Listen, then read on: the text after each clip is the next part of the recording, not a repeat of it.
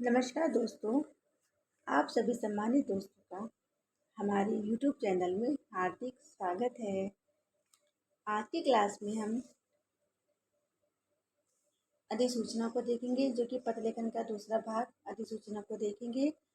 अधिसूचना का अर्थ, परिभाषा, इसका प्रारूप क्या होता है और उससे संबंधित जो प्रश्न बनते हैं और जो एग्जाम में पूछे गए हैं, प्रीवियस ईयर में जो अधिसूचना से संबंधित जो प्रश्नों को पूछा गया है, उन सबको हम आज की क्लास में देखेंगे। इससे पहले भी पत्र लेखन की क्लास हो चुकी है, जिसमें विज्ञप्ति को कराया गया था। उसका अर्थ, परिभाषा, प्रारूप क्या होता है विज्ञप्ति का, और से संबंधित जो भी प्रश्न बनते थे उन सबको कराया गया था। अगर आप लोगों ने उस क्लास को नहीं देखा है तो आपको वो क्लास प्लेलिस्ट में मिल जाएगी और उसका पीडीएफ भी आपको प्लेलिस्ट में मिल जाएगा। मतलब उसके डिस्क्रिप्शन बॉक्स में मिल जाएगा, तो आप उसको देख सकते हैं। तो चलिए शुरू करते हैं। अधिसूचना, उस अधिसूचना होती क्या है, उसका अर्थ क्या होता है। अधि, इसमें उपसर्ग लगा है अधि। विशेष, अधिसूचना यानी कि विशेष सूचना। क्या होता है ये? जैसे कोई भी सरकारी आदेश हो, नियुक्ति, नियम, अवकाश या चेतावनी, इन सब से संबंधित सूचनाएं होती हैं। ठीक है, सरकारी कोई भी आदेश होगा, नियुक्ति होगी, नियम, अवकाश यानी कि छुट्टी, चेतावनी, इन सब से संबंधित जो सूचनाएं होंगी उसको एक राजपत्र, राजपत्र कह लीजिए या गजट कह लीजिए, उसमें प्रकाशित किया जाता है। प्रकाशित करके किसको पहुंचाया जाता है? वो आम जनता या उनसे संबंधित जो व्यक्ति होते हैं उन तक पहुंचाया जाता है।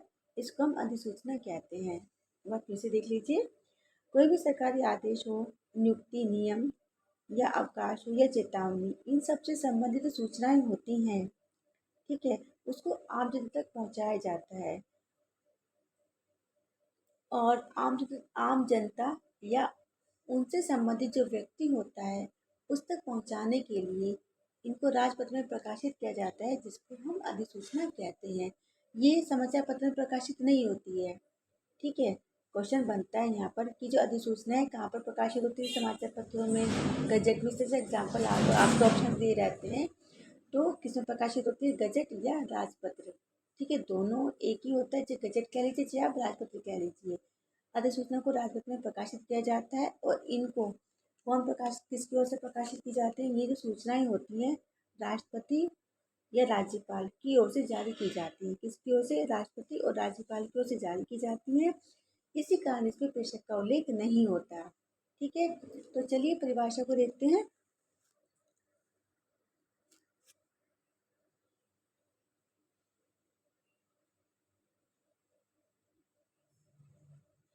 अधिसूचना की परिभाषा। अधिसूचना को चाहे इंग्लिश में क्या कहते हैं ये भी आप याद रखिएगा, नोटिफिकेशन। NOTIFICATION, notification. अधिसूचना को इंग्लिश में क्या बोलते हैं? नोटिफिकेशन। क्योंकि कई बार इंग्लिश टर्म भी पूछ लेता है। तो देखते हैं इसकी परिभाषा क्या होती है। किसी उच्च स्तरीय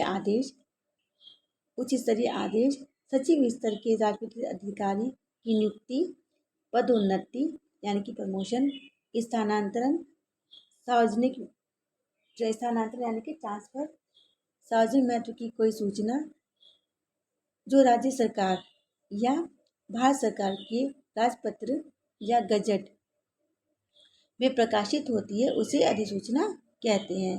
फिर से देख लीजिए। किसी उच्च स्तरीय आदेश, सचिव स्तर के राजपत्रित अधिकारी की नियुक्ति,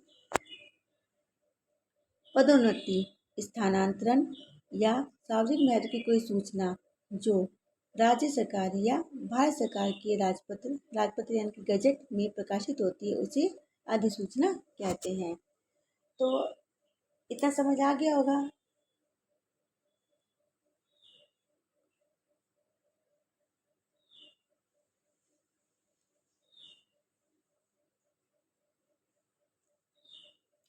अब देखते हैं इसके अधिसूचना के संदर्भ में जो महत्वपूर्ण तथ्य हैं। अधिसूचना के संदर्भ में महत्वपूर्ण तथ्य, यहाँ से भी प्रश्न बनते हैं। पहला है, अधिसूचना किस में लिखी जाती है? अन्य पुरुष में लिखी जाती है। नेक्स्ट है, अधिसूचना केंद्र में राष्ट्रपति की आज्ञा से एवं राज्यपाल की आज्ञा से जारी की जाती है, यानी कि राष्ट्रपति की आज्ञा या राज्यपाल की आज्ञा से जारी की जाती है। केंद्र में राष्ट्रपति और राज्य में राज्यपाल की आज्ञा से जारी की जाती है। अभी जैसे उसके अर्थ हमने समझाया था। नेक्स्ट है अधिसूचना राष्ट्रपति या राज्यपाल की आज्ञा से सचिव स्तर का अधिकारी ही जारी कर सकता है। कौन जारी कर सकता है? सचिव स्तर का अधिकारी। और किसकी आज्ञा से? राष्ट्रपति या राज्यपाल की आज्ञा से। नेक्स्ट है अधिसूचना अनिवार्य रूप से राज्य या केंद्र सरकार की गजट में प्रकाशित होती है। देखिए अनिवार्य रूप से किसे प्रकाशित होती है? राजपत्र या गजट में, अनिवार्य रूप से। ठीक है। केंद्र राज्य के राजपत्र के 4 मुख्य भाग होते हैं। केंद्र हो या राज्य हो, उनका जो राजपत्र होता है या गजट होता है उसके 4 मुख्य भाग होते हैं और इन चारों के 4 उपभाग भी होते हैं, यानी कि 4 मेन पार्ट्स और उसके सब पार्ट्स भी होते हैं। नेक्स्ट पॉइंट है अधिसूचना में जारीकर्ता के पदनाम के साथ हस्ताक्षर भी होते हैं। देखिए यहाँ पे जारीकर्ता जो होता है पदनाम लिखा रहता है, उसका व्यक्ति का नाम नहीं होता है, पदनाम होता है और उसके हस्ताक्षर भी रहते हैं। ठीक है, पदनाम और हस्ताक्षर। अब अधिसूचना का प्रारूप देखते हैं। अधिसूचना का प्रारूप क्या होता है, क्योंकि यहाँ से काफी क्वेश्चन बनते हैं आपके। इसमें सबसे ऊपर क्या दिया रहता है?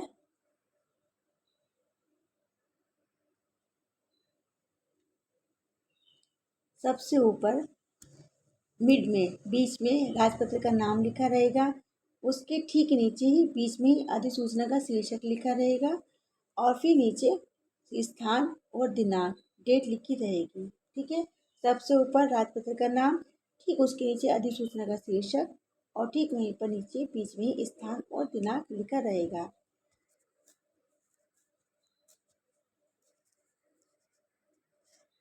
नीचे उसके ठीक नीचे मतलब ऊपर बाईं ओर पूछा जाए आपसे, ऊपर बाईं ओर पत्र क्रमांक, ऊपर दाईं ओर दिनांक, दिनांक वैसे आपका बीच में भी आ गया है और यहाँ पर भी आप मेंशन कर सकते हैं। बीच में सूचना दी रहेगी, बीच में सूचना, नीचे प्रतिलिपि, नीचे बाईं ओर प्रतिलिपि और नीचे दाईं ओर जारीकर्ता के पदनाम और उसके हस्ताक्षर रहेंगे। फिर से एक बार देख लीजिए अधिसूचना का प्रारूप क्या रहेगा। सबसे ऊपर बीच में अधिसूचना राजपत्र का नाम, ठीक इसके नीचे अधिसूचना का शीर्षक, फिर स्थान एवं दिनांक, ऊपर बाईं ओर पत्र क्रमांक, ऊपर दाईं ओर दिनांक, बीच में सूचना, जो भी इंफॉर्मेशन आपकी रहेगी यहाँ पर दी रहेगी, मतलब यहाँ पर आप लिखेंगे। उसके बाद आपका नीचे दाईं ओर प्रतिलिपि और नीचे दाईं ओर जारीकर्ता का पदनाम और उसके हस्ताक्षर। ठीक है, तो चलिए इससे संबंधित जो भी प्रश्न प्रीवियस ईयर में पूछे गए हैं और जो भी क्वेश्चन बनते हैं उन सबको देखते हैं। पहला प्रश्न है अधिसूचना का प्रयोग किस क्षेत्र में नहीं किया जाता। प्रश्न है अधिसूचना का प्रयोग किस क्षेत्र में नहीं किया जाता। नहीं पर आप विशेष ध्यान देंगे। आदेश, नियम, अधिकार या कर्तव्य। देखिए आदेश में भी होता है, नियम में भी और अधिकार में भी इसका अधिसूचना का प्रयोग किया जाता है, लेकिन कर्तव्य में इसका प्रयोग नहीं किया जाता। तो आंसर हो जाएगा कर्तव्य। अधिसूचना का प्रयोग किस क्षेत्र में नहीं किया जाता है, तो आंसर होगा कर्तव्य।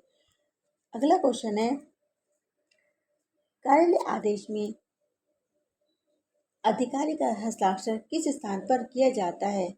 कार्यालय आदेश में अधिकारी का हस्ताक्षर किस स्थान पर किया जाता है।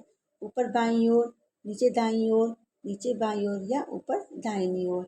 आंसर होगा नीचे दाहिनी ओर। अधिकारी का हस्ताक्षर किस स्थान पर किया जाता है, नीचे दाहिनी ओर।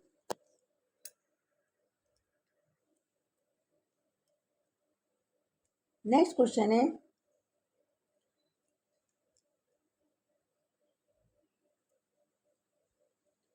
निम्न में से किसका प्रयोग सरकारी स्तर पर भारतीय गजट में प्रकाशित सरकारी नियम, आदेश, अधिकार और नियुक्तियों की सूचना के प्रसंग में होता है। किसका प्रयोग सरकारी स्तर पर, देखिए सरकारी स्तर पर भारतीय गजट, गजट दे दिया गया है, प्रकाशित सरकारी नियम, आदेश, अधिकार, नियुक्ति की सूचना के प्रसंग में होता है। ज्ञापन, अधिसूचना, कार्यालय या परिपत्र। आंसर होगा अधिसूचना। क्या आंसर होगा? अधिसूचना। अधिसूचना का प्रयोग सरकारी स्तर पर भारतीय गजट में प्रकाशित जो सरकारी नियम होते हैं, आदेश, अधिकार और नियुक्ति की सूचना के संदर्भ में होता है।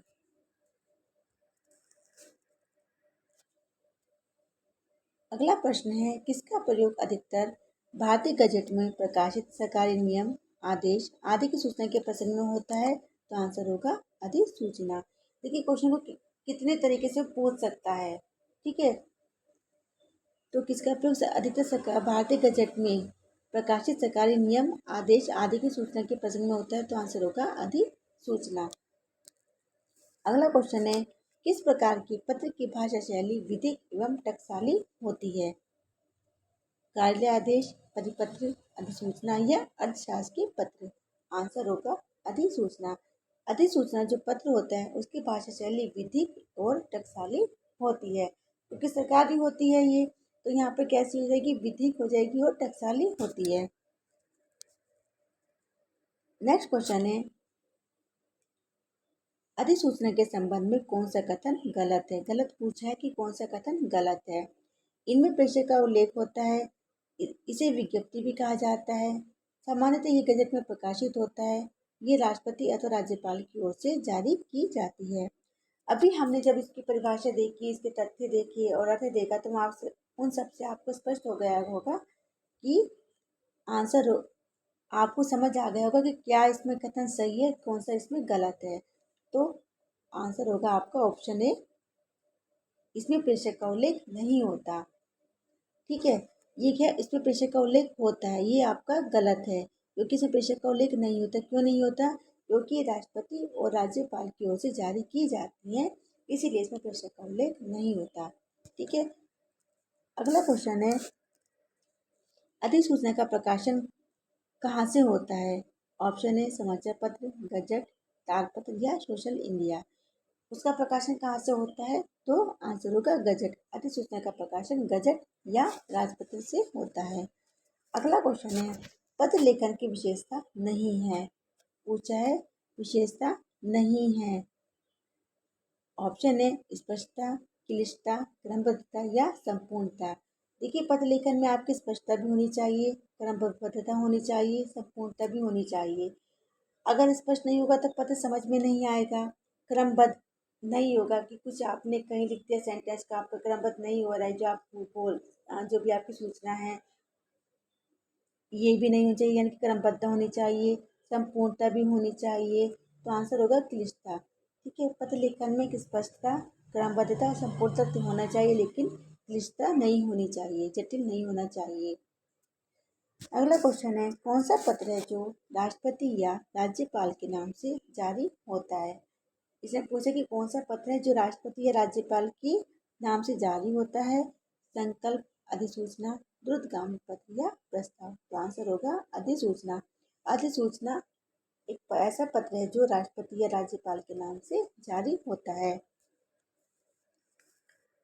अगला क्वेश्चन है, विभिन्न प्रकार के सरकारी नियमों, आदेशों, घोषणाओं को राजपत्रित अधिकारियों, ठीक है, राजपत्रित अधिकारियों के तबादले, नियुक्तियों, छुट्टी पर जाने की सूचना को राजपत्र यानी कि गजट में प्रकाशित करके जनसाधारण की सामान्य जो जनता होती है, आम जनता जो होती है, उन तक पहुंचाने के लिए किसका प्रयोग किया जाता है? ठीक है, फिर से देख लीजिए, विभिन्न प्रकार के जो सरकारी नियम होते हैं, आदेश, घोषणाओं को तथा राजपत्रित अधिकारियों के तबादले, नियुक्तियों, छुट्टी पर जाने की सूचना को राजपत्र या गजट में प्रकाशित करके जनसाधारण तक पहुंचाने के लिए इसका प्रयोग किया जाता है।